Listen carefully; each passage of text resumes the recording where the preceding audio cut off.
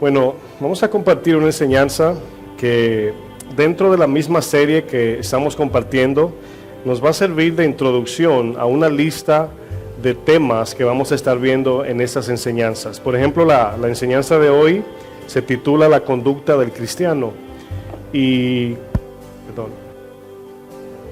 la conducta del cristiano. Muy bien.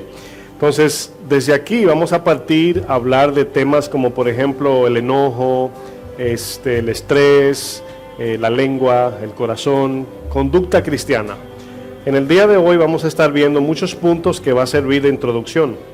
Y yo quiero que me acompañe, si usted es tan amable, a Santiago 3, versículo 13. Santiago 3, verso 13.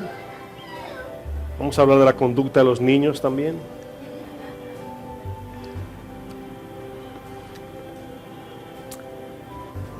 Santiago 3, verso 13. Me dice usted amén, por favor, cuando llegue. Dice, ¿quién es sabio y entendido entre vosotros? Dice, muestre por la buena conducta sus obras, ¿qué dice luego? En sabia mansedumbre. Quiero leer también Primera de Pedro 3:1. Primera de Pedro 3:1, creo que está cerquita de Santiago ahí. Creo que antes de Santiago o después. Después. Sí, después. Son las epístolas mayores. Primera de Pedro 3:1 dice, esta parte que vamos a leer en Primera de Pedro le está hablando a las esposas casadas, pero todos lo vamos a tomar en principio. ¿Están aquí? En principio, lo vamos a tomar como que si nos está hablando a todos. Dice, asimismo vosotras, yo diría y vosotros, ¿verdad? Mujeres, está sujetas a vuestros maridos. Dice, para que también los que no creen a la palabra sean ganados, ¿qué dice? Sin palabra por la conducta de sus esposas, considerando vuestra conducta casta y respetuosa. La palabra conducta es la palabra comportamiento, o en su definición podemos entender manera de vivir. El comportamiento es la manera en que una persona manifiesta su carácter ante los demás. Cuando queremos definir la personalidad de alguien, siempre la describimos por su conducta. Cuando le preguntan, ¿cómo es fulano de tal? Al describir a esa persona le estamos describiendo su conducta, su comportamiento. Por ejemplo, una de las cosas que los seres humanos demandamos es que ante cualquier idea, concepto, creencia o filosofía, siempre la persona que nos está compartiendo la palabra, entiéndase cualquier tipo de idea o concepto, siempre demandamos evidencia, siempre queremos saber que lo que se nos está compartiendo, queremos ver la evidencia de aquello. Todo ser humano necesita ver la veracidad de lo que dicen, ¿verdad?, las palabras. O sea, cuando a usted le dicen algo y usted no conoce a esa persona, usted quiere saber más que palabras, usted quiere saber que lo que le está diciendo es cierto. Por ejemplo, cuando solicitamos un préstamo en el banco, ¿qué le piden? ¿Qué le piden el banco? Evidencia, ¿verdad? De que usted, ¿qué? Es buena paga, de que usted va a pagar el crédito. Cuando solicita trabajo, ¿verdad? Te piden lo que llamamos tu récord, ¿verdad?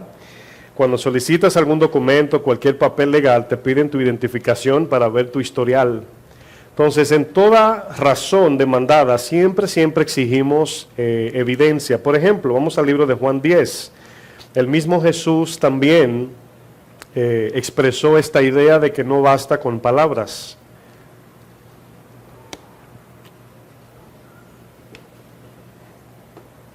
Juan 10, versículo 37.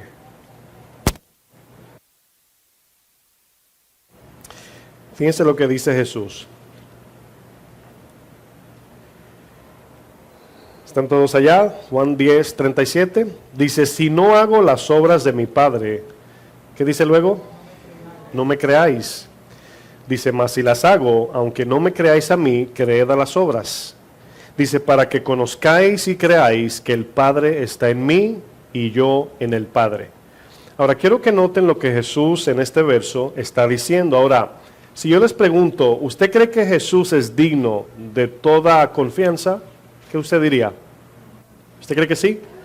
¿Todos creen que sí? Bueno, ¿por qué Jesús está aquí dando en estos versos esta instrucción, vamos a decir enseñanza, de que aún aquellos que no creían lo que él decía, el Señor dijo, si no creen lo que digo, pues créanme entonces en lo que hago, ¿verdad? Y ahí está la evidencia. Es decir, Jesús entiende que cuando escuchamos a alguien decir algo, demandamos evidencia, demandamos que la persona también demuestre que lo que está diciendo es verídico.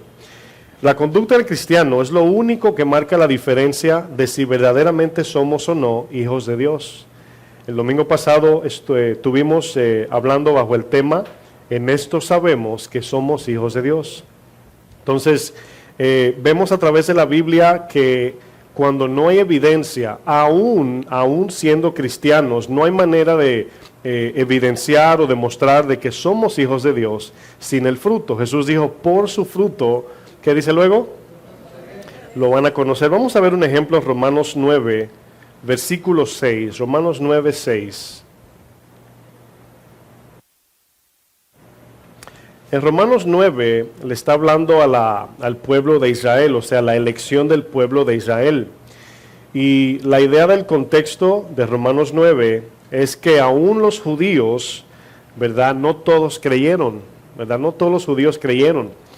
Y la continuación del 6 van a entender ya con ese pequeño contexto de lo que acabo de compartir, de qué significa lo que vamos a leer. Es decir, la elección de Dios, primeramente, ¿qué pueblo escogió Dios?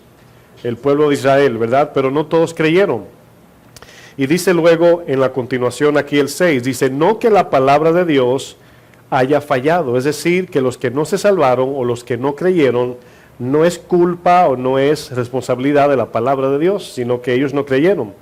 Dice, porque no todos los que descienden de Israel, ¿qué dice? Son israelitas. Aquí la palabra israelitas se está refiriendo a los que son hijos de Dios en la fe. Dice el verso 7, dice, no por ser descendiente de Abraham son, ¿qué dice? Todos hijos de Dios, sino en Isaac te será llamada descendencia. Dice el verso 8, esto es, no los que son hijos según la carne son los hijos de Dios, sino los que son hijos según, ¿quién me ayuda? La promesa. Dice, son contados como descendientes de Dios, obviamente. ¿Qué promesa? Bueno, la promesa de aquel que vendría, ¿verdad? ¿A qué? A pagar nuestra deuda. Estamos en deuda con Dios y también a cambiar nuestro corazón. Vino a pagar nuestra deuda Jesús y a cambiar nuestro corazón. Bueno, por medio de Cristo somos hechos hijos de Dios. Es por medio de Él. En Juan 1, vamos a ver otro verso. Juan 1, versículo 12. Vemos aquí, vamos a ver dos versos consecutivos, Juan 1 y Efesios 2. Vamos a ver aquí el énfasis que la palabra o el mismo Dios le da a qué significa ser hijo de Dios. Y así como hablábamos el domingo, ¿verdad? Concluimos en la enseñanza que los que llevan fruto, los que manifiestan el carácter de Jesús, son los que son llamados hijos de Dios. La palabra en Romanos 8:14 dice, los que son guiados por el Espíritu de Dios, ¿qué dice? Estos son hijos de Dios. Esa es la marca. Juan 1, verso 12. Dice Juan 1, verso 12. Dice, mas todos los que les recibieron, dice, a los que creen en su nombre, les dio potestad. Esta palabra potestad significa poder espiritual.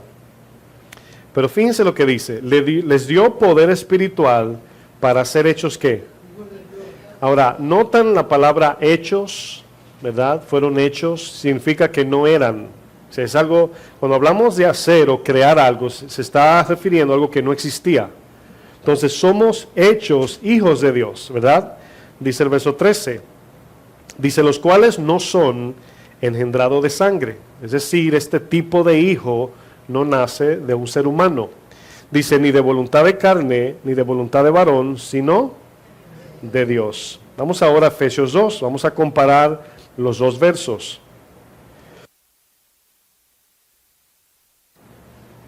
Efesios 2:10.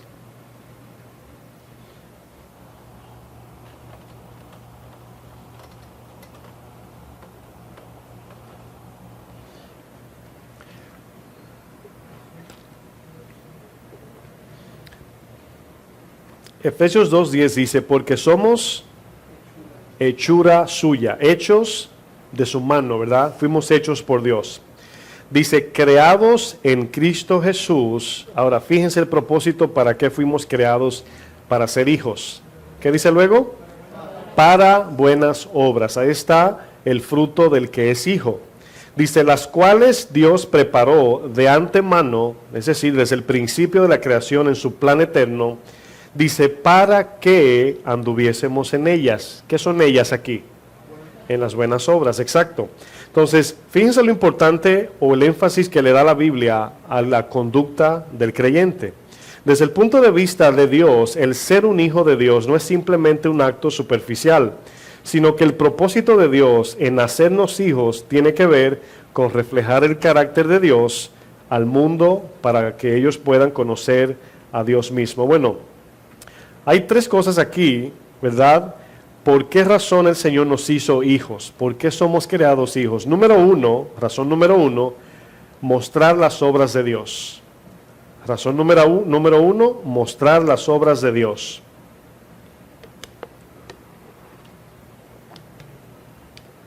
Número dos, salvar a los perdidos. Número dos, salvar a los perdidos. Y número tres, glorificar el nombre del Señor. Número uno, mostrar las obras de Dios. Número dos, salvar a los perdidos.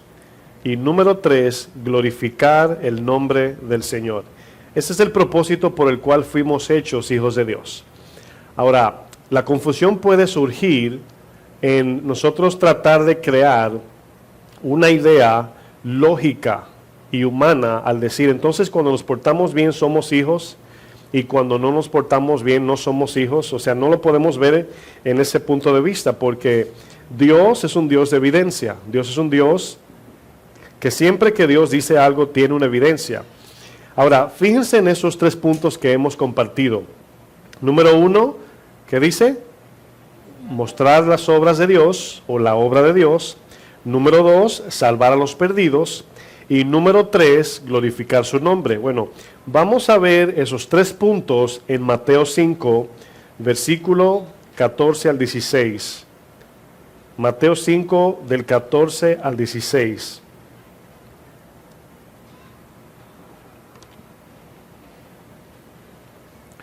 Fíjense lo que Jesús aquí en el Sermón del Monte, luego de las bienaventuranzas, ¿verdad? Le dice a quienes predicaba, primero le dice, vosotros sois la sal de la tierra, y luego le dice, vosotros sois la luz del mundo, ¿verdad?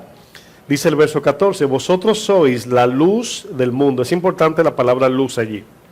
Dice, una ciudad asentada sobre un monte no se puede esconder. Dice, ni se enciende una luz y se pone debajo de un almud, sino sobre el candelero y alumbra a todos los que están en casa. Ahora, fíjense la analogía hasta el verso 15, ¿verdad? Que Jesús hace, dice, no se puede, es imposible esconder una luz. Es imposible, o sea, obviamente el resplandor de la luz es muy obvio verlo en la oscuridad. Ahora, así como es imposible esconder la luz, ¿verdad? De igual modo el Señor está utilizando un ejemplo de que si decimos ser hijos de Dios, implica que estamos viviendo en luz. Fíjense lo que dice el 16. Dice, así, es decir, de la manera o en la manera que la luz emana rayos, ¿verdad? De luz, emana resplandor, dice, así alumbre vuestra luz. Esa palabra así está hablando de así como alumbra la luz, así como la luz es evidente en las tinieblas. Dice, para que, ¿cuál es el para que aquí? ¿Qué dice la Biblia? Para que vean. Ahora, ahí es donde vamos entrando, ¿verdad?, en más entendimiento de que no somos cristianos nada más para ser cristianos, sino que somos cristianos para que el mundo vea que Dios está con nosotros y que Dios quiere salvarlos. Dice, para que vean vuestras buenas obras y, ahí está, glorifiquen a vuestro Padre que está en los cielos. Ahora, este verso no habla de salvación, no dice salvación, pero está implícito, es decir, está incluido, porque nadie puede glorificar a Dios sin primero ser salvado. Obviamente, cuando ve el que no cree, ve vamos a decir, el fruto del creyente, recibe la salvación, y cuando recibe la salvación, por medio de su vida glorifica a Dios. Bueno, aquí es donde vemos una palabra importante, la palabra luz. ¿Cómo podemos decir que estamos en luz y nuestra conducta es contraria a la luz? Obviamente no podemos. O sea, ¿cómo le demostramos al mundo que sí somos creyentes? ¿Usted cree que por la predicación, pregunto? ¿Usted cree que porque venimos a casa de oración? Obviamente no hay manera de evidenciarlo así. Esa palabra luz quiero utilizar a Génesis capítulo 1, versículo 3. Génesis 1, 3.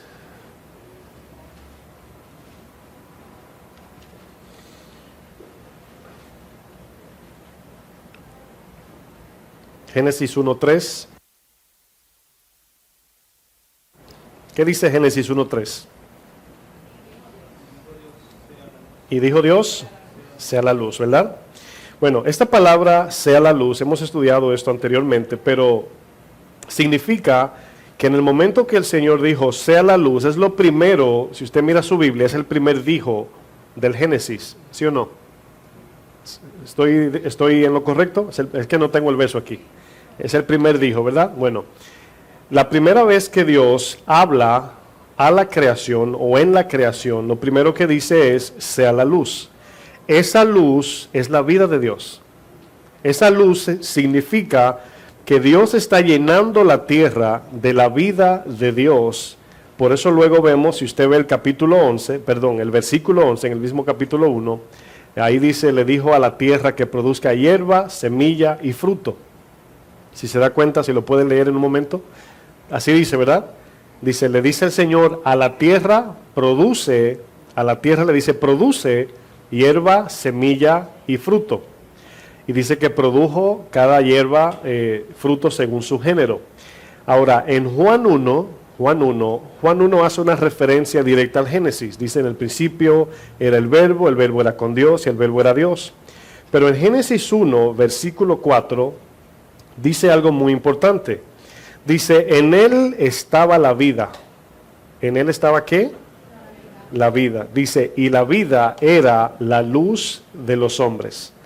Entonces, muchas veces cuando vemos la palabra luz en el Génesis, a veces nos quedamos nada más en la idea de que el Señor iluminó los rayos del sol, por así decir, cuando dijo, sea la luz. Y no conectamos que al decir sea la luz, está llenando la tierra de su gloria, de su vida. Por esta razón, cuando le ordena a la tierra, produzca hierba, ya la tierra tiene vida. Entonces significa que un cristiano que tiene la luz de Dios, la vida de Dios, obviamente debe producir ¿qué? Fruto, ¿verdad? Bueno, aquí hay 3 puntos a entender. ¿Qué significa luz? ¿O qué significa la luz en la vida de los hombres? Bueno, la luz, entendemos por el verso, dice, es la vida de Dios. La luz emana la vida, los rayos del carácter de Dios. La vida de Dios habla del carácter de Dios en el creyente. Esa es la idea de vida. La vida de Dios habla del carácter de Dios en el creyente o en los creyentes. Así como la luz es evidente, así también debe ser nuestra conducta cristiana ante el mundo. ¿Están de acuerdo? Bueno, el comportamiento del cristiano debe ser tan evidente, así como lo es la luz que reflejan los rayos que iluminan el sol o cualquier lámpara o una lámpara de aceite, como la Biblia nos enseña. Es decir, la gente se va a dar cuenta que somos cristianos por lo que ven por fuera, obviamente no por lo que decimos. Y yo pienso que esta parte de la conducta del cristiano es algo que la iglesia carece. Desafortunadamente, como el cristiano de hoy vemos que se comporta, muchas veces es, vamos a decir, tachable o, ¿cómo se dice? No es justificable. Bueno, ¿qué sucede cuando le predicamos el evangelio al mundo y no creen a la palabra? Bueno, hay 2 tipos de personas cuando predicamos el evangelio. Está el escéptico y está el cínico. Cínico y escéptico. El cínico es aquel que aún con la evidencia no cree. Pero el escéptico es aquel que no cree por falta de evidencia. Esa es la diferencia. Un escéptico no es malo. Tomás era escéptico. Pero un cínico, podemos decir, era un fariseo, que a pesar de que el Señor demostró por sus obras de que Él era Dios y que era el Señor, no creyeron. Entonces podemos ver que hay aquellos que no quieren creer, pero hay aquellos que por falta de evidencia no han creído. Entonces queremos estar seguros de que cuando reflejamos a Cristo, siempre mostremos una buena conducta, que la gente vea que somos verdaderamente cristianos. Miren, yo pienso que muchas veces, o creo que siempre en mi mente, es mejor pasar como desapercibido y no llegar a los lugares diciendo Dios te bendiga, predicando, etcétera, sino que primeramente tratar de mostrar el amor de Dios en conducta antes que en palabras. Y eso es lo que va a abrir el corazón a un mundo caído, es lo que va a permitir que la gente allá afuera crea que lo que predicamos es la palabra de Dios. Se ha perdido esto, incluso hay cristianos que, por ejemplo, usted ve en la calle predicando el evangelio y predican un evangelio cortacuello, yo le llamo. O sea, no se ve la compasión, no se ve el amor de Dios, no se ve, vamos a decir, la actitud misericordiosa de Dios de alcanzar al perdido, sino que es tajante, te vas al infierno y, ¿verdad?, si no crees, y sí, es bíblico eso. Pero en la manera en cómo compartimos la palabra, la gente se da cuenta si somos de Dios o no. Si usted vamos a decir, yo creo que basta con que la Biblia nos diga, ¿verdad?, que el que rehúsa creer en el Hijo tiene la ira de Dios encima. Yo creo que ese mensaje no necesita enfatizar una actitud arrogante o de terror. ¿Sí están de acuerdo? ¿Están aquí? Entonces, yo pienso que la gente tiene que ver que aún predicando el mensaje, que si no creen serán condenados, por lo menos tienen que ver en nuestros ojos, en nuestras palabras y actitud, que lo estamos haciendo por amor a ellos. ¿Y cómo lo van a ver? Por medio de la conducta. Quiero usar un ejemplo en Efesios 5, versículo 1.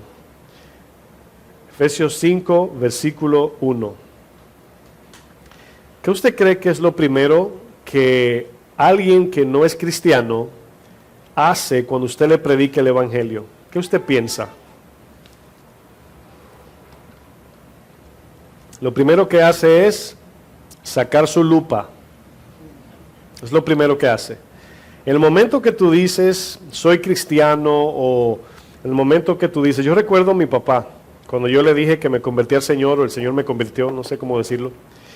Yo recuerdo que él me dijo, ya luego pasaron como 1 o 2 años, me dijo, yo me di cuenta que tú te convertiste al Señor, no cuando tú me lo dijiste, sino cuando yo supe que al venir aquí, o sea, a mi país, no te fuiste al parque.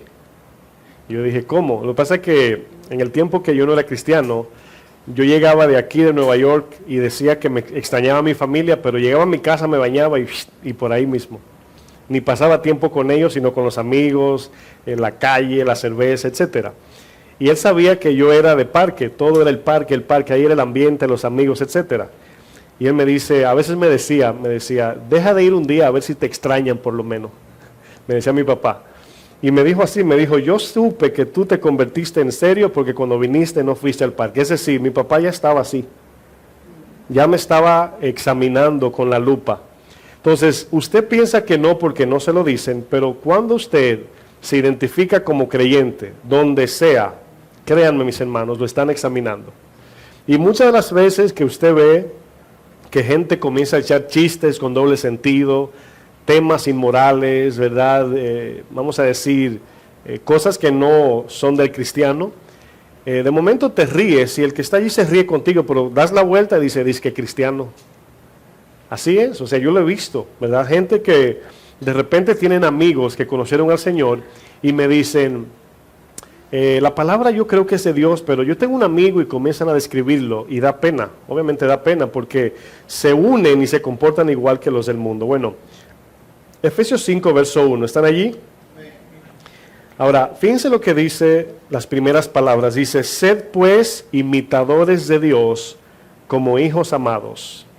Sed imitadores de Dios. Bueno, la palabra imitador aquí es la palabra emular o copiar. Emular o copiar. El verso 2 dice, y andad en amor como también Cristo nos amó y se entregó a sí mismo por nosotros, ofrenda y sacrificio a Dios en olor fragante. Ahora, fíjense la descripción que el verso 2 nos está dando en lo que significa ser imitador de Dios. Porque fíjense que el 2 dice, andad en amor como también, ahí está la palabra, ¿qué significa imitar a Dios? Imitar a Cristo. Por eso dice, como también Cristo nos amó. Ahora, del amor, la palabra nos enseña, surge toda buena conducta. Cuando usted ama al prójimo, usted no lo calumnia, no chismosea, no lo trata mal, al contrario, le sirve. Entonces, del amor surge la buena conducta. No es tratar de portarnos bien, por así ponerlo, hay que hacerlo, pero no es allí donde origina la buena conducta, sino que la buena conducta para ser hijos de Dios nace del amor de Dios. Cuando el amor de Dios, el cual es el fruto, la semilla sembrada, damos fruto de amor, significa que vamos a dar frutos de buena conducta, vamos a andar en buen comportamiento, porque Dios es el que siembra la semilla por su palabra. El versículo 3 dice, pero fornicación, toda inmundicia, avaricia, ni aun se nombre entre vosotros como conviene a santos. Dice, ni palabras deshonestas, ni necedades, ni truanerías. Esa palabra truanerías cae en la categoría de chistes de doble sentido. Palabras con malicia escondida. Dice que no convienen, sino antes bien acciones de gracias. Miren, dentro de estas palabras que hemos visto, un cristiano no debe utilizar a su prójimo, hermano, amigo, como una piñata para celebrar la fiesta. Es decir, atacar o menospreciar o poner en menos a su hermano. Incluso como cristianos, cuando bromeamos, tenemos que ser cuidadosos, porque podemos ofender, podemos menospreciar, o podemos, imagínense que hay 5 hermanos, imagínense que los 5 se están burlando, o los 4 de uno, ¿verdad? ¿Usted cree que está bien eso? O sea, vamos a celebrar a costa del hermano. Y por eso hay que discernir y hay que filtrar todo lo que hablamos. Dice el verso 5. Dice, porque sabéis esto, que ningún fornicario o inmundo o avaro que es idólatra tiene herencia en el reino de Cristo y de Dios. Ahora, lo que va a decir a continuación, debemos tomar en cuenta algo que es importante. Fíjense lo que dice el 6. Dice, nadie os engañe con palabras vanas. Ahora, ¿qué significa eso? Fíjense lo importante de entender eso. Nadie os engañe con palabras, ¿qué dice? Vanas. Bueno, la razón que dice, ¿por qué dice nadie os engañe con palabras vanas? Se está refiriendo a la conducta anterior. Miren, dentro del camino cristiano vamos a encontrarnos con la lucha de lo que, por ejemplo, hablábamos el domingo, ¿verdad? Acerca de la batalla de entender que hijo es aquel que vive en luz. Y luego surge el pensamiento, entonces si no vivo en luz no soy hijo. Eso dice la Biblia, o sea, hasta ahí llega la Biblia. Entonces, este verso en el 6 dice, no deje que nadie los engañe. Fíjense lo que dice luego, porque, o sea, ¿por qué no podemos permitir que no nos engañe? Porque por estas cosas, ¿qué viene? La ira de Dios.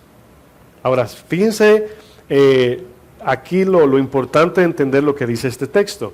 O sea, no se dejen engañar de que un cristiano puede vivir como quiere y no pasa nada. No, dice, no se dejen engañar por palabras vanas, porque, ahí está el porque, por estas cosas, ¿cuáles cosas? Fornicación, necedades, palabras deshonestas, etcétera, lo que dice el contexto.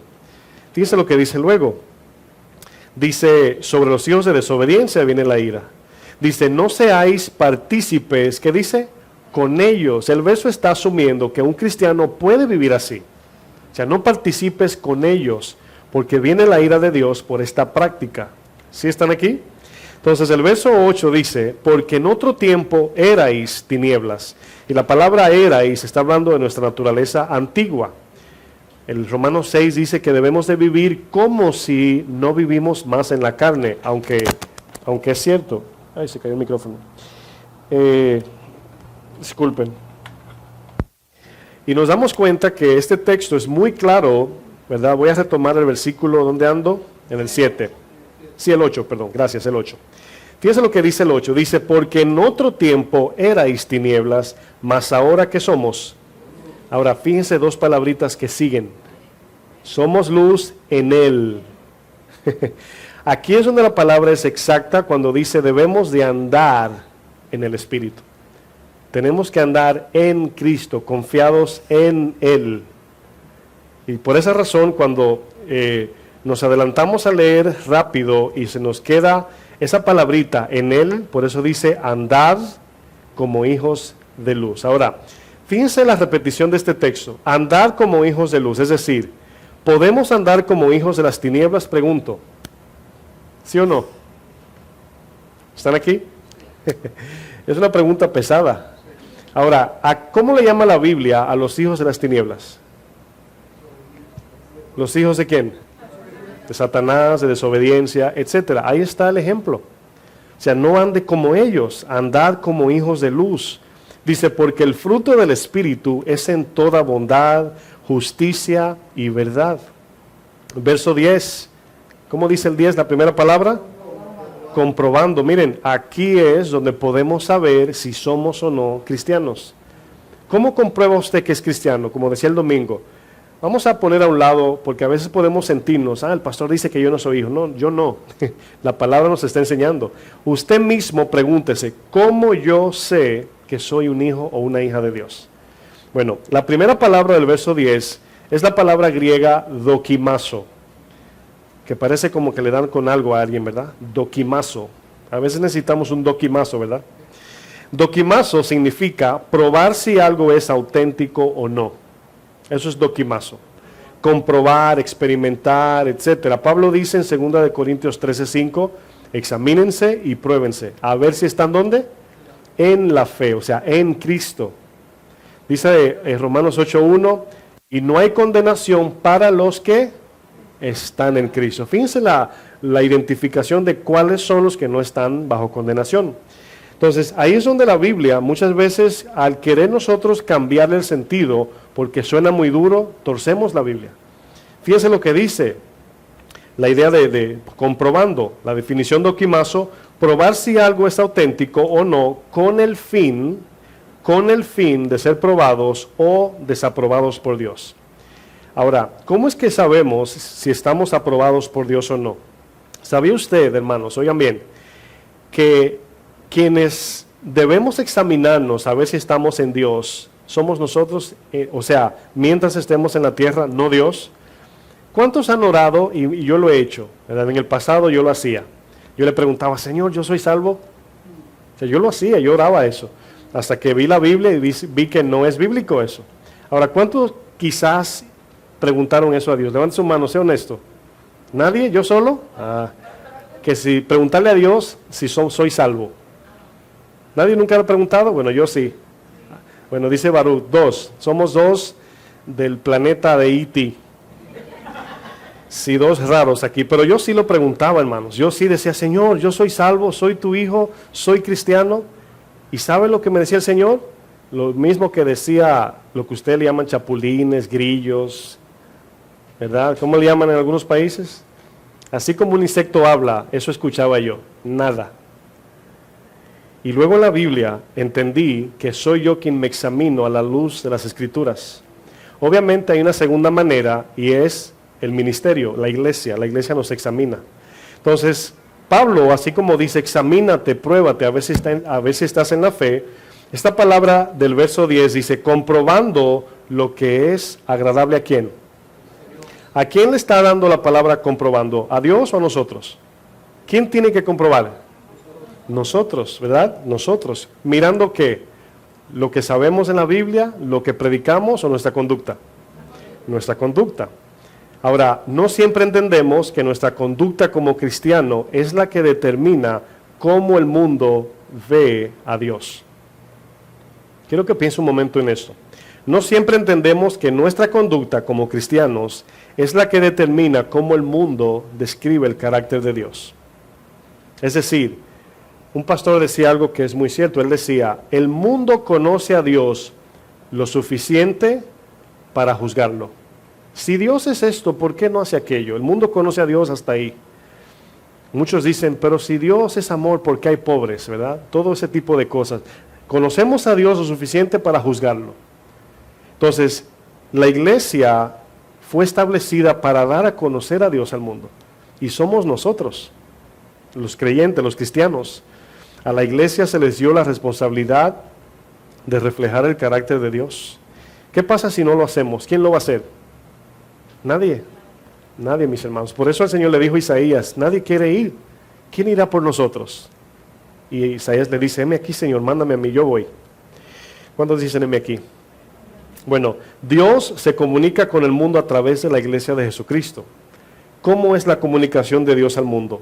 La predicación, pero sobre todo nuestra conducta, la luz. ¿Se acuerdan lo que leímos en Mateo 5? Dice, para que los hombres vean la luz en ustedes, las buenas obras. Bueno, antes entendemos por la Biblia que la iglesia para encontrar a Dios era el tabernáculo de reunión, había que ir a un lugar a ver a Dios. Y yo pensando en esto me llegaba a la mente que antes era un lugar, pero ahora es un tiempo. Antes teníamos que ir a Jerusalén a adorar a Dios, en el tiempo del tabernáculo, ¿verdad? Pero ahora es tiempo, ahora hay que sacar tiempo, estemos en el trabajo, en la casa, en el camino, etcétera. Entonces ahora para adorar a Dios es tiempo, ¿verdad? Sacar tiempo, andar en el Señor día y noche. Entonces vemos ahora que la iglesia fue dada, fue establecida en nuestros corazones. Ahora la iglesia se mueve. Ahora usted le lleva el evangelio a la gente. La gente tenía que venir a Dios. En Juan 4:20, la samaritana le dice al Señor, nuestros padres adoraron en este monte y vosotros decís que en Jerusalén es el lugar donde se debe adorar, o sea, un lugar específico. Ahora, ¿se imagina usted que nuestra salvación dependiese de ir a Jerusalén hoy? ¿Se imagina que tendríamos que ir a Jerusalén a confesar pecados, a recibir al Mesías o al Señor y recibir la salvación yendo allá? ¿Qué pasa si no tenemos documentos o dinero o qué sé yo? No hubiésemos ido al cielo.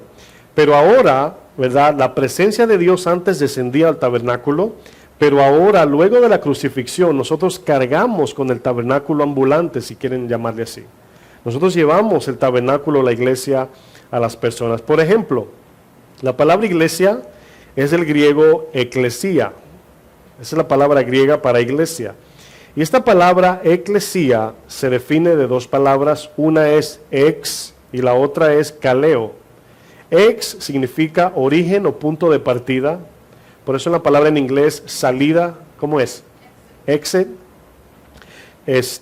Y kaleo significa invitar o llamar. Si la unimos, significa que la iglesia tiene que salir a invitar y llamar a la gente a la salvación.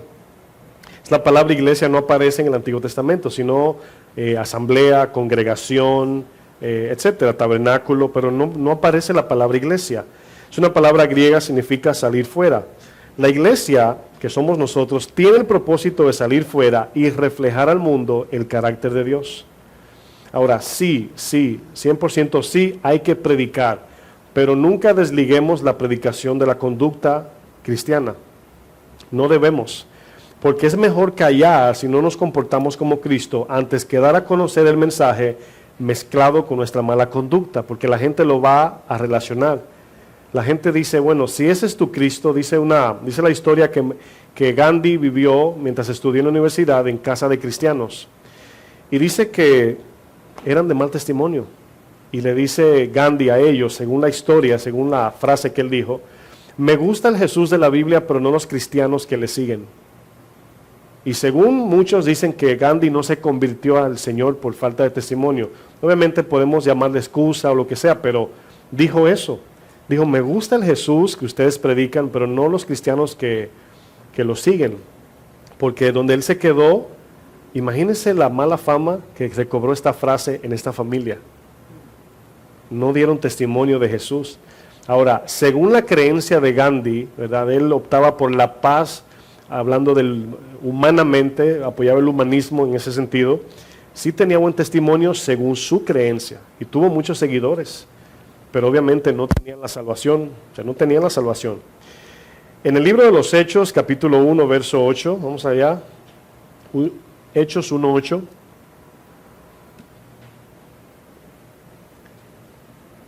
Esto que estamos estudiando puede ser la respuesta de por qué muchos a los cuales le predicamos no quieren venir al Señor.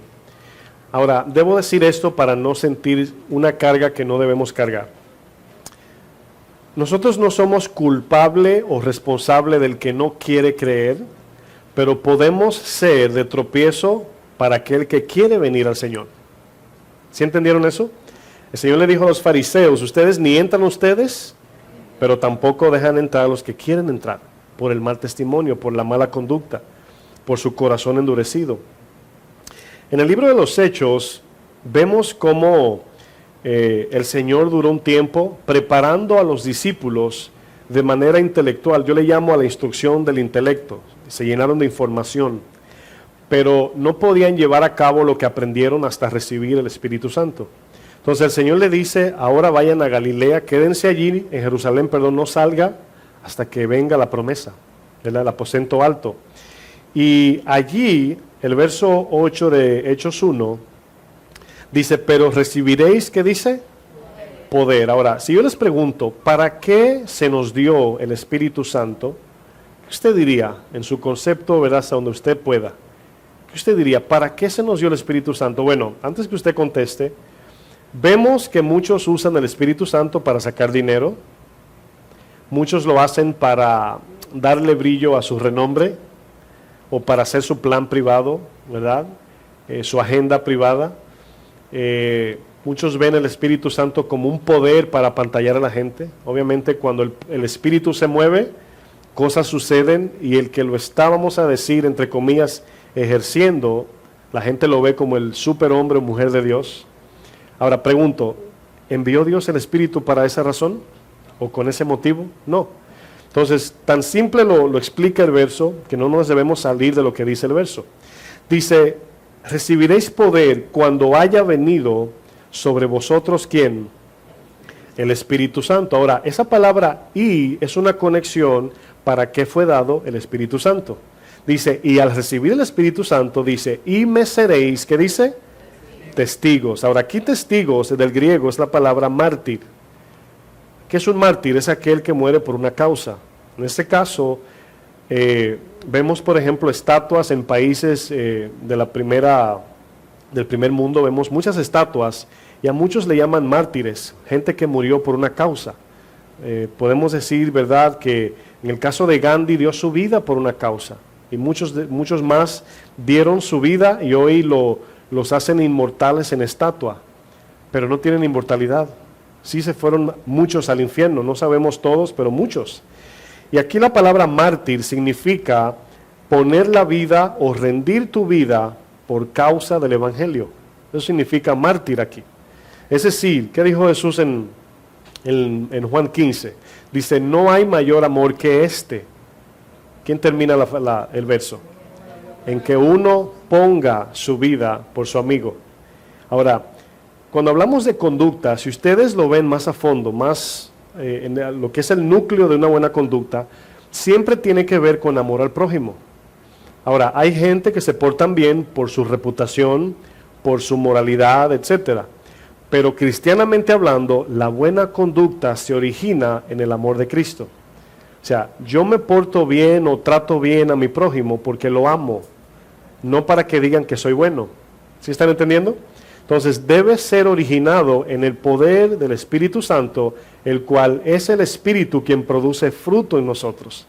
Ahora, ese fruto al salir debe mostrar amor, gozo, paz, paciencia, benignidad, mansedumbre, fe y templanza. Entonces, así es como sabemos si nuestra conducta se origina, número 1, en Dios, y número 2, si de verdad es buena conducta cristiana. Porque es fácil yo decir, bueno, fui a una fiesta de un familiar y me porté bien porque no bebí como cristiano. Bueno, eso es una parte, está bien.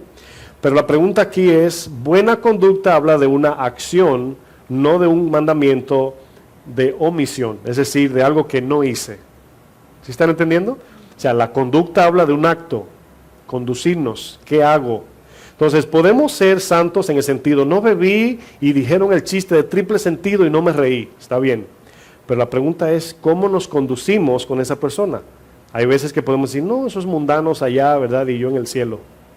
Y eso es mala conducta. Y Dios te ve como un gentil.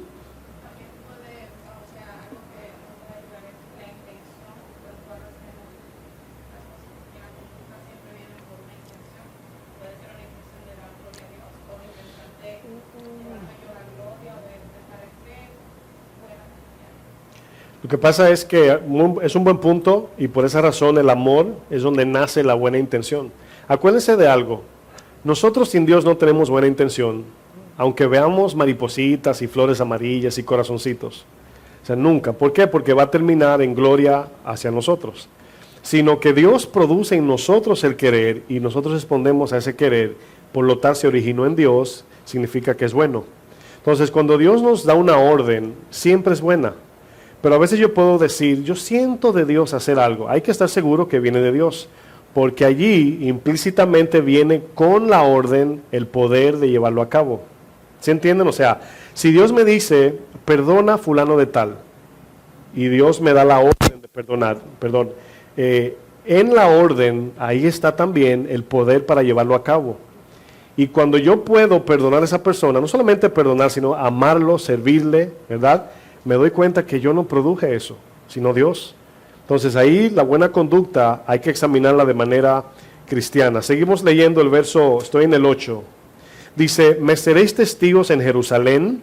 O sea, ¿cuál es el motivo de la venida del Espíritu? Sacar la iglesia afuera. ¿Cuál es el motivo de congregarnos y aprender? Que cuando salgamos, llevar el Evangelio en conducta y en predicación.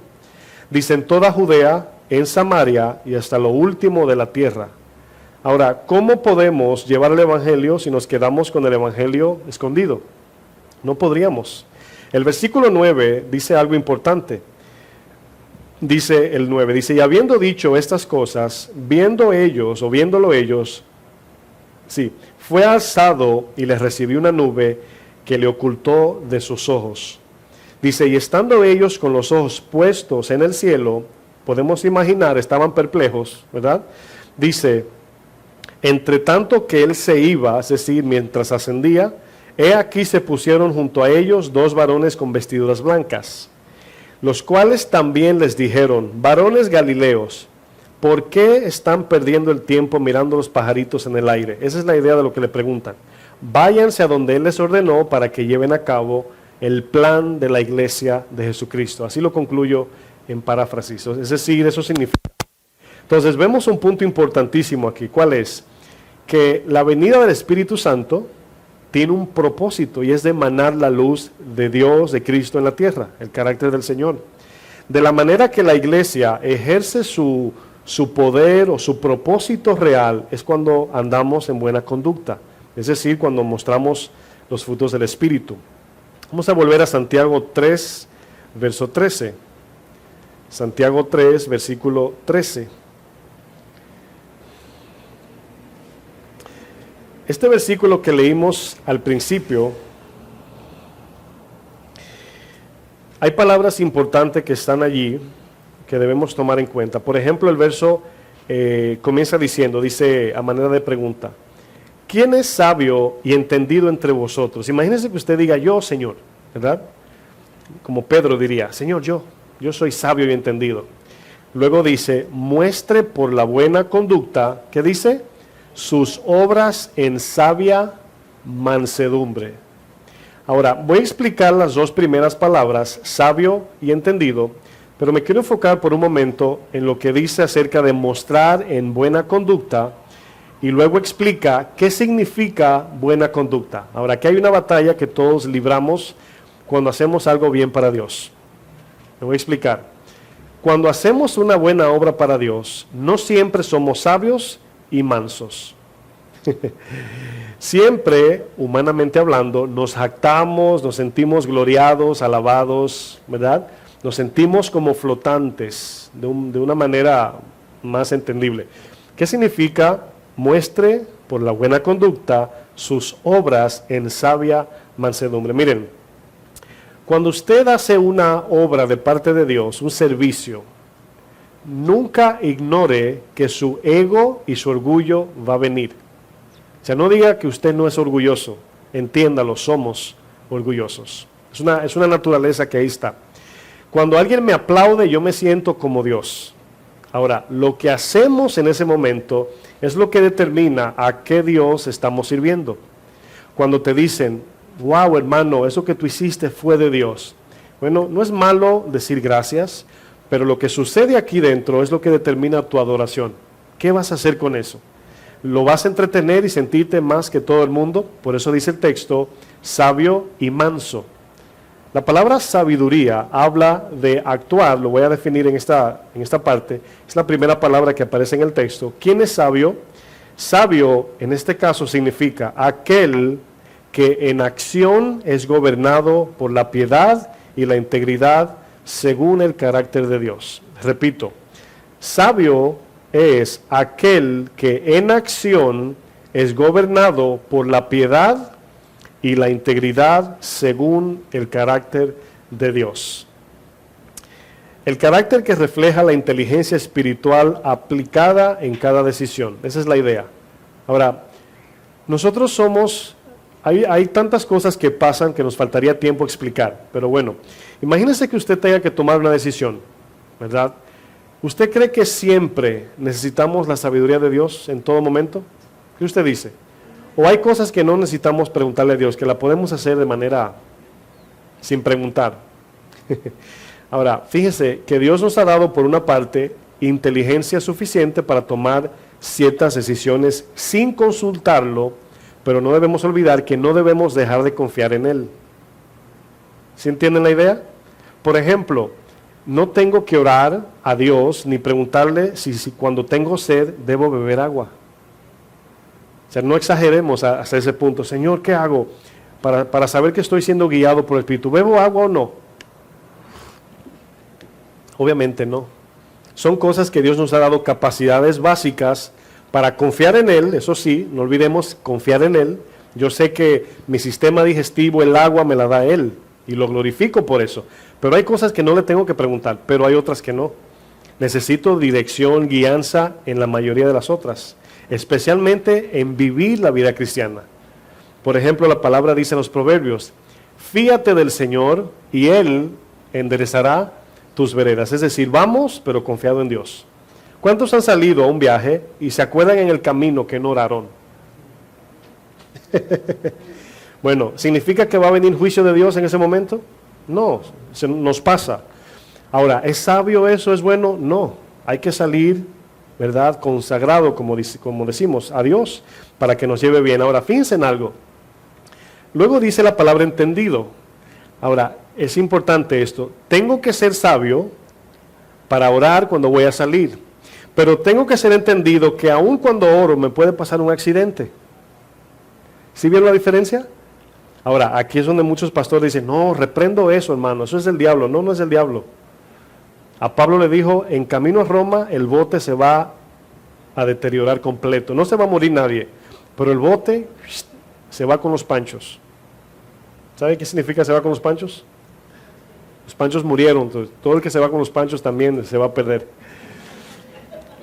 Esa es la idea, es un dicho dominicano, no sé si es dominicano, pero allá dice, fulano se fue con los panchos, significa se murió. Bueno, ¿sí conocen a los panchos? Algunos. ¿No conocen a los panchos? ¿Nadie? Levanta la mano el que sabe quiénes son los panchos. Era un trío, ¿verdad? Yo también aquí adivinando. Mi abuelo oía los panchos, ¿verdad? Un trío. Bueno, seguimos bíblicamente, hermanos, ya. Conéctense. Bueno, fíjense la idea.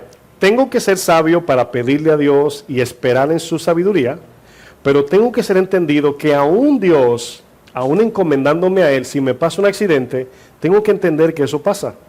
Entonces, la definición de entendido es conocimiento y experiencia formada en el carácter del creyente.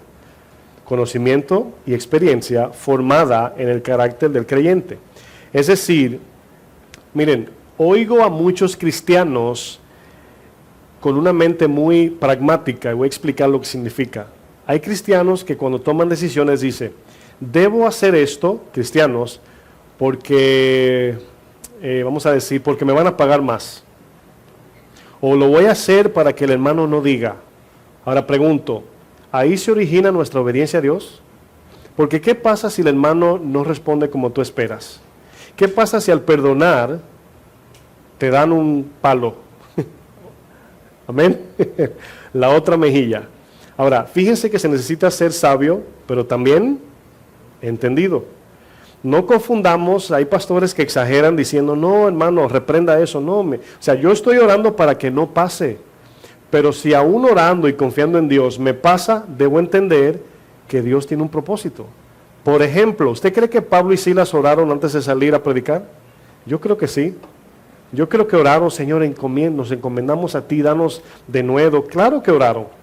Ahora, fueron lo suficientemente entendidos para cuando lo metieron a la chirola, es decir, a la cárcel en griego, entendieron, hermanos, que era un plan de Dios. ¿Sí se acuerdan? En Hechos 16.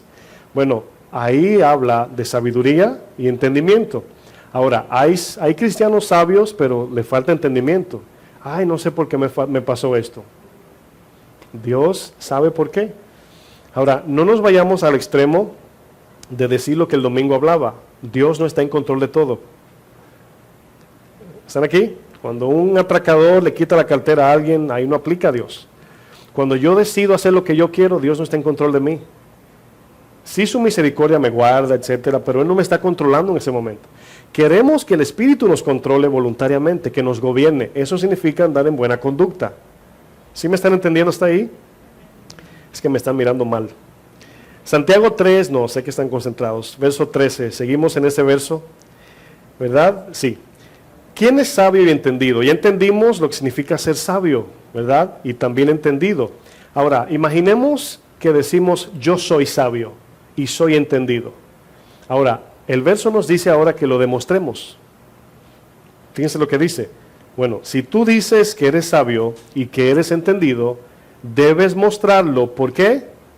Por la buena conducta. ¿Qué significa buena conducta? Obviamente se manifiesta en sabia mansedumbre. Ahora bien, le voy a poner un ejemplo sencillo. ¿Qué pasa si de momento un hermano se te acerca y te dice, fulano de tal se me acercó con una necesidad de $200? Y de momento tú le diste ese dinero a esa persona, esa necesidad. Y esa persona te está compartiendo la necesidad. ¿Qué tú haces? ¿Se lo dices o no? Que tú le diste el dinero, ¿sí o no? ¿Repito de nuevo? Ok. Alguien tiene una necesidad de $200. Un hermano viene y te dice, mira, fulano necesita $200. Pero el que se lo está diciendo, ya se los dio. Sin el que se lo está compartiendo, saberlo. ¿Cuál es tu posición si fuiste tú que diste los $200? ¿Cuál es tu posición? ¿Decirlo o no? Los que dicen que sí. Los que dicen que no. Ok, ahora, fíjense cómo tan fácil ninguna de las dos. Porque acabamos de leer que un sabio es, ¿quién me da la definición si usted lo notó? ¿Qué es un sabio? Aquel que es gobernado en decisión. Ahora, ¿se dan cuenta la falta de guianza que tenemos? Inmediatamente nos vamos a la lógica. Ahora, los que dijeron sí o no es normal. Yo porque obviamente lo estudié. Pero es normal, ahora saben.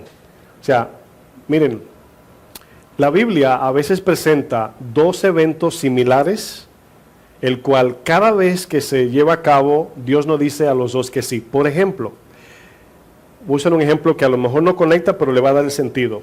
Cuando Elías se escondió en la cueva, dice que vino ¿qué? Un viento ¿qué? Recio. ¿Y qué dice la Biblia? Y Dios no estaba ahí. ¿Por qué dice eso la Biblia? Muy importante eso, para saber que Dios no siempre opera igual. Ahora bien, dice que vino luego un viento apacible y dice la Biblia, ahí estaba Dios. En Pentecostés vino un viento recio. ¿Y qué dice la Biblia? Ahí estaba Dios. Ahora imagínense la idea, el viento recio, no, ahí no está Dios, porque Elías, yo me acuerdo que la palabra dice, no, somos imparciales para que el Espíritu sea el que nos guíe. Entonces, hay veces que Dios te va a decir, dale $10 a este hermano, y a veces te va a decir, no se lo dé, que se vaya a trabajar. Guianza del Espíritu. ¿Sí están entendiendo? Pero la Biblia dice, pastor, que hay que ayudar a los pobres. Sí, pero en guianza del Espíritu te va a decir quién, cuándo, cuánto y cómo. ¿Están cayendo en cuenta? Entonces, eso nos lleva a ser dependientes de la guianza de Dios. Los que son guiados por el Espíritu de Dios, estos son, ¿qué? Hijos de Dios. Ahora, por esa razón, cuando la Biblia habla de ser guiados, aparece la palabra manso. Porque dice la Biblia 2 veces en las bienaventuranzas, estos verán a Dios. Primero dice, los de puro corazón verán a Dios. No, perdón, me equivoqué. Lo voy a definir como lo dice la Biblia. Los mansos, ¿qué dice? Heredarán la tierra. Ahora sí, lo confundí el verso. Pero bueno, los mansos heredarán la tierra. Ahora, esa palabra heredar la tierra se está refiriendo al milenio. En ese tiempo, las personas que han sido guiadas por Dios, mansas al obedecer la guianza de su espíritu, dice, heredarán la tierra. Porque obviamente el milenio luego nos vamos al cielo. Pero va a haber un tiempo aquí donde van a haber gente que heredarán la tierra. Los mansos, ¿cuántos quieren esa herencia? Mansos, hermanos, mansitos, manzanita. Bueno, si bien notamos la palabra muestre, ¿verdad? Nos habla de una evidencia externa de lo que está pasando adentro. Ahora, si somos honestos, como seres humanos, somos expertos en disimular, manipular e imitar frutos. Somos expertos en eso. ¿Por qué digo esto así tan abiertamente? Para que no confundamos el portarme bien con fruto. Porque cualquier ser humano que no es cristiano se puede portar bien. Aquí vemos que el fruto lleva de manera incluida, lleva la gloria de Dios, la salvación de las almas, lleva el amor genuino de Dios que no busca lo suyo. Y por eso en 1 Corintios 13 habla de la definición del amor. ¿Qué es el amor? Dos primeras cosas. El amor es sufrido y es benigno. Ahí está la definición. Entonces, yo sé cuando digo algo bíblico que no es de Dios. Yo sé, el Espíritu me dice. O sea, eso llevó manipulación. Eso fue con orgullo. Te pueden hacer una pregunta de algo bíblico y tú puedes decir, la palabra dice, y te dice, wow, tú sabes mucho, y ahí viene el orgullo. Y el Espíritu te dice, eso no es de Dios. Ahora, Dios sabe si tú en ese momento te arrepientes o no. Puedes ignorar, la palabra dice, no apagues al Espíritu. Ahora bien, en la manera que lo estoy explicando se ve difícil de llevar esto a cabo, pero no. Eso es una práctica que mientras más nos tomamos el tiempo en mirar nuestra actitud, vamos creciendo en la purificación del corazón. ¿Sí sabía usted que cuando usted se arrepiente, dice que la sangre nos limpia de qué? De toda maldad, y nuestro corazón ahí es regenerado, hermanos. Esta palabra mostrar, ¿verdad?, significa hacer evidente o dejar ver. Por ejemplo, Jesús, voy a leer una versión, Dios habla hoy, de Juan 3:11, hablando con Nicodemo. Jesús le dice a Nicodemo algo que leímos al principio. Jesús utiliza la palabra, la definición de hablar en palabras, o saber por palabras, o saber por evidencia. Por ejemplo, si a ustedes le dicen que en la esquina pasó un accidente, no es lo mismo que usted presenciarlo. ¿Sí entienden la diferencia? No es lo mismo, usted dice, bueno, me dijo fulano que allí pasó un accidente. Y te dicen, pero 100% seguro estás. Dice, bueno, no, me lo dijeron. Ahora, si tú lo ves, te pregunto, ¿sí estás 100% seguro ahí? Ahí sí. Entonces, cuando hablamos de hablar y de evidencia, Jesús lo dice en Juan 3:11 y 12. Le dice a Nicodemo en esta versión, dice, te aseguro que nosotros hablamos de lo que sabemos y somos testigos de lo que hemos visto. Ahora, fíjense la diferencia. Un cristiano puede hablar lo que escucha o puede hablar de lo que el Señor le muestra, es decir, de lo que evidencia o de lo que experimenta según su vida en obediencia. Por ejemplo, a mí nadie me puede decir que Dios no existe. No nada más porque lo dice la Biblia, sino porque yo sé, por mi diario vivir. Nadie me puede decir que no existen los milagros, que la fe viva produce fruto. Nadie me puede decir que no porque yo lo he vivido. Si se roban la Biblia de manera que no encontremos Biblia, yo sigo con mi convicción, porque yo no creo nada más por el libro, sino porque lo he vivido, y yo sé que usted también. Si usted le pregunta, ¿cómo tú sabes que te llamas así? Bueno, porque lo sé, porque así me llaman. Yo tengo 39 años con mi nombre, ¿sí sabía? Desde que nací. Bueno, dice, pero ustedes no creen lo que le decimos, verso 12. Si no me creen cuando les hablo de las cosas de este mundo, fíjense la idea, ¿cómo van a creer si les hablo de las cosas del cielo? Ahora, ¿usted no cree que cuando usted le predica el evangelio a alguien, las personas dicen, esta persona está o drogada o está mal de la mente? Está hablándome de hadas madrinas. Pero ¿qué es lo que hace esa historia que parece fantasiosa, real? Su vida. Cuando yo digo que que Dios vino en carne, mucha gente dice, eso está raro, eso parece la película del Señor de los Anillos. No, yo sé que es cierto porque en mí está la evidencia. Juan dice lo que nuestras manos palparon, el verbo tocante. De él testificamos. La conducta del cristiano debe ser aquella que imita a su Señor. Aun cuando Pedro negó a Jesús, dice Mateo 26:73, un poco después, acercándose los que por allí estaban, dijeron a Pedro, verdaderamente también tú eres de ellos, porque aún tu manera de hablar te descubre. Oigan lo que dice, aún negando a Jesús, es decir, Pedro estaba tan formado ya al carácter de Jesús, que aún negándolo se parecía a él. Así habla de lo que es formar un carácter en nosotros. Romanos 2, 21 al 25. Si tiene Biblia digital, busque Palabra de Dios para Todos, y si no, me puede escuchar a mí, yo se lo leo. Romanos 2, dije, 2:21, sí. 2:21 al 25.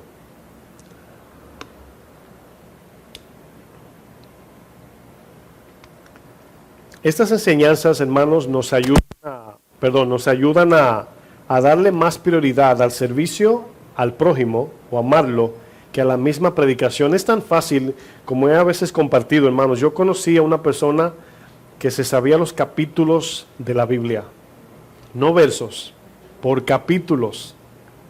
¿Quién se sabe un capítulo de la Biblia, aunque sea uno?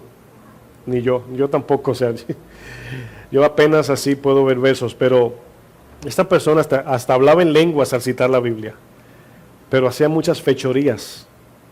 Entonces eso, si yo no hubiese sido cristiano, o sea, yo no me acerco al Señor por vía de Él, porque se sabía la Biblia que te apantallaba. O sea, te hablaba así de rápido, del verso 1 al 70 y no sé qué, así. Y un día bromeando pregunté, ¿te sabes el Salmo 119? Me dice, un poco, digo yo. Pero hacía fechorías, hacía cosas ilícitas. Entonces, gracias a Dios que, bueno, en mi caso, yo era cristiano, soy, pero en ese tiempo, ¿verdad?, escuchándolo a Él, y entiendo que no todo el mundo. Romanos 2:21 dice, este verso que voy a leer, Pablo está de una manera exhortando y reprendiendo a los judíos porque se creían buenos, ¿verdad? O se creían ser hijos de Dios. Dice entonces, le pregunta, ¿por qué en lugar de enseñar a otros, no te enseñas a ti mismo? Dice, tú le dices a la gente que robar no está bien, pero robas. Dices que no se debe cometer adulterio, pero cometes ese pecado. Dices que detestas a los ídolos, pero entras a los templos a robarte esos ídolos. Te sientes muy orgulloso de decir que conoces la ley de Dios, fíjense lo que dice luego, pero deshonras a Dios cuando no la cumples. ¿A quién deshonramos? Ahora fíjense que aunque nos llevamos, dice Pedro que cuando la gente te llama malhechor, merecidamente te lo mereces, lo merecemos. Pero el problema es que cuando como cristianos andamos en mala conducta, dice, deshonramos a Dios. Fíjense lo que dice el 24. Dice, por esto está escrito. ¿Qué está escrito? Los que no son judíos hablan mal de Dios por culpa de ustedes. Eso dice el verso. Dice, si tú cumples la ley, entonces la circuncisión tiene sentido. Pero si no cumples con la ley, es como si no estuvieras circuncidado. Ahora, se están dando cuenta que en ese verso el énfasis es la evidencia. Si tú dices que no robes, no debes robar. Si tú dices que no hagas esto, debes cumplirlo, ¿verdad? Y aquí es donde Pablo, en esta parte, nos da a entender que el mayor porcentaje de por qué muchos cristianos no creen es por el mal testimonio. Un gran porcentaje, no todos, ¿verdad? Tú puedes decir malas palabras, embriagarte, drogarte, ser inmoral, hacer todo lo que quieras, pero en el momento que tú dices, soy cristiano, hasta ahí llegó. En ese momento levantan la lupa y dicen, mira los hijos de Dios, supuestamente pastor, ¿verdad? Supuestamente pastor. Bueno, la buena conducta del cristiano es mandatorio de parte de Dios. Por ejemplo, quiero ir concluyendo, Y quiero decir que primero comienza con nosotros los que servimos a Dios. Líderes, maestros, pastores, servidores, diáconos. Comienza primero por la casa, por nosotros. 1 Timoteo 3, verso 2. Fíjense lo que dice este verso. Lo que usted busca voy a ir ganando tiempo porque voy a leer un poquito largo. Estoy en 1 Timoteo 3, 2. Dice, pero es necesario que el obispo, es decir, el sobrevedor, el pastor, sea irreprensible, marido de una sola mujer, sobrio, prudente, decoroso, hospedador, apto para enseñar, no dado al vino, no pendenciero, no codicioso de ganancias deshonestas, sino amable, apacible, no avaro, que gobierne bien su casa, que tenga a sus hijos en sujeción. Ahí gané yo. Todos mis hijos están, miren, ni hablan. Es que no tengo hijos, para los que no saben. Dicen, en sujeción con toda honestidad, pues el que no sabe gobernar su propia casa pregunta, ¿cómo cuidará de la iglesia de Dios? Dice, no un neófito, no sea que envaneciéndose caiga en la condenación del diablo. Dice, también es necesario que tenga buen testimonio de los de afuera, para que no caiga en descrédito y en lazo del diablo. Dice, los diáconos asimismo deben ser honestos, sin doblez, es decir, no con doble personalidad, no dados a mucho vino, no codiciosos de ganancias deshonestas, que guarden el misterio de la fe con limpia conciencia. Dice, y estos sean primeros estos también sean sometidos a prueba primero. Ahora, cuando en este caso diácono, se somete a prueba, ¿verdad? ¿Qué se está mirando? ¿Cómo predica o su conducta? Ahora, fíjense, aquí es donde muchas veces la iglesia puede desesperarse al poner gente por falta o por necesidad del servicio. A veces hay necesidad de muchas cosas, pero cuando hablo con los hermanos, mi esposa, le digo, yo no pongo a nadie por necesidad de tapar un hoyo. Queremos ver que la persona dé fruto a su tiempo, ver que han sido fiel. Eso dice la Biblia.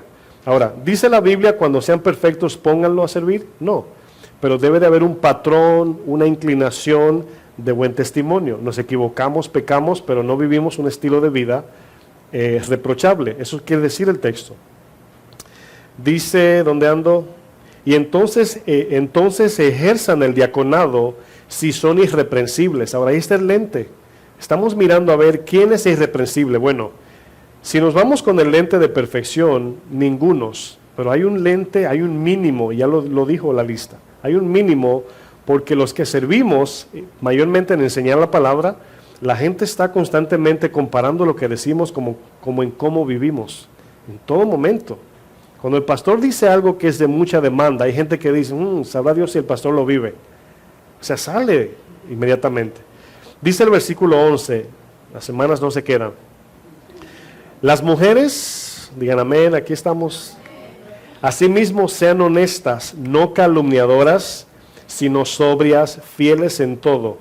Los diáconos sean maridos de una sola mujer y que gobiernen bien sus hijos y sus casas. Esa parte de una sola mujer, podemos entender, obviamente, que no tenga dos mujeres al mismo tiempo, pero también entender de que ha sido marido de una sola mujer, de que no ha tenido diferentes tipos de matrimonio. Eso está sujeto a estudio, ¿verdad? Porque a veces puede notar una de las dos. Indiscutiblemente es que no puede tener dos mujeres al mismo tiempo, una sola. Pero hay que examinar, según el contexto, si acepta a uno que ha tenido esposa y luego cambió para otra.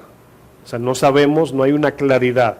Les digo eso por si acaso nuestra mente se va a esa pregunta. Dice, ¿dónde ando? Que gobiernen bien sus hijos, aquí las mujeres, y sus casas, porque los que ejerzan bien el diaconado ganan para sí un grado honroso y mucha confianza en la fe, que es obviamente siempre es confianza en Cristo Jesús. Ahora, el buen comportamiento de un cristiano le da buen crédito a la iglesia, pero sobre todo gloria al Señor. Y yo quiero terminar leyendo algunos proverbios donde encontramos la mayoría de las enseñanzas para vivir una conducta según el Señor. Lo voy a leer de rapidito, si quieren lo anotan, porque voy a leer diferentes versiones. Proverbios 12:4, versión Dios habla hoy, dice: la mujer ejemplar hace de su marido un rey, pero la mala esposa lo destruye por completo. Fíjense la demanda. Proverbios 12:16, Dios habla hoy, versión. Dice, el necio muestra enseguida su enojo, el prudente pasa por alto la ofensa.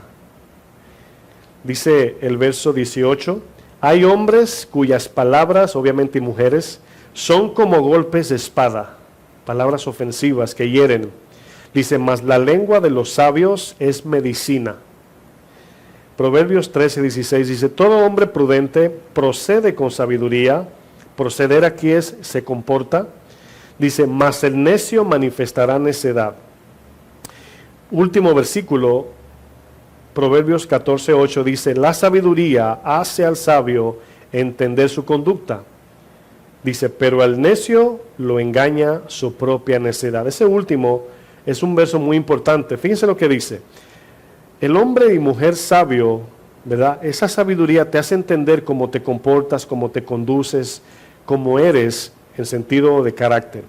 Dice, pero el necio lo engaña su propia necedad. No sabe ni siquiera que es necio, no sabe que se comporta mal ante los demás, pero es la misma necedad que produce esto en el necio. Amén. Lo dejamos hasta ahí. Repito lo que dije al principio. Esa enseñanza nos ha servido como un tipo de introducción para ver de manera particular áreas en nuestra conducta. Amén. Vamos a orar. Póngase de pie, por favor.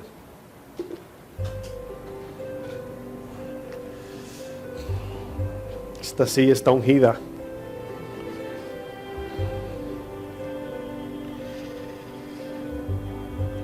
Gloria a Dios, qué bueno es Dios. Padre, gracias, Señor. Bendito eres, Señor. Gracias por tu enseñanza, tu palabra.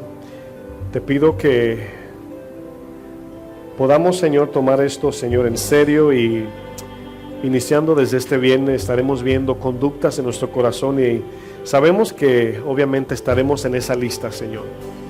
Y queremos abrir el corazón, queremos desde ahora prepararnos para tener una buena actitud ante la enseñanza y llevar a cabo que cada vez que se predique aquello que yo puedo ver en mi corazón, en mi carácter, también yo pueda echarlo fuera, Señor, en el sentido de obediencia a tu palabra para crecer y madurar, Señor.